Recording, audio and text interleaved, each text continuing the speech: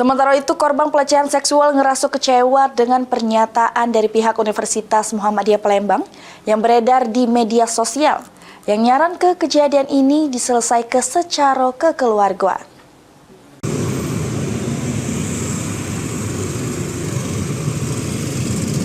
Mahasiswi Universitas Muhammadiyah Palembang jadi korban pelecehan seksual pas lagi KKN di Desa Seri Kembang 1, Kecamatan Payaraman, Ogan Ilir pada akhir Agustus 2025. Pas dilecehkan, mahasiswi Fakultas Hukum ini disekap oleh dua wong pelaku di jero kamar pada dalu hari. Sesudah membuat laporan di Polres Ogan Ilir, pihak Universitas Muhammadiyah Palembang malah metu ke pernyataan yang buat kecewa korban. Juru keterangan Wakil Rektor 1 pihak kampus nyaran ke peristiwa tersebut diselesaikan secara kekeluargaan.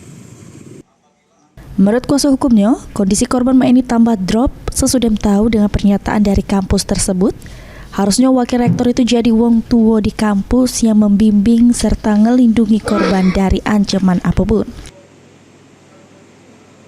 Saat ini kondisi korban lagi drop atau lagi bimbang, sehingga traumatis lah atas kejadian tersebut, dan ada pembicaraan-pembicaraan di media sosial itu sangat ada yang menyudutkan dari korban kami. Karena kami itu perempuan kan harus dilindungi, bukan secara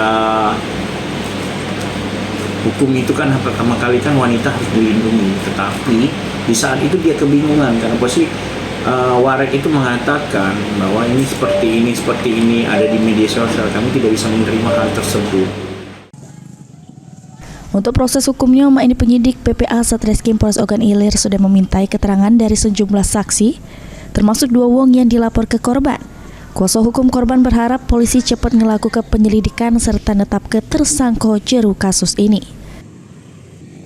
Mulyadi, PAL TV.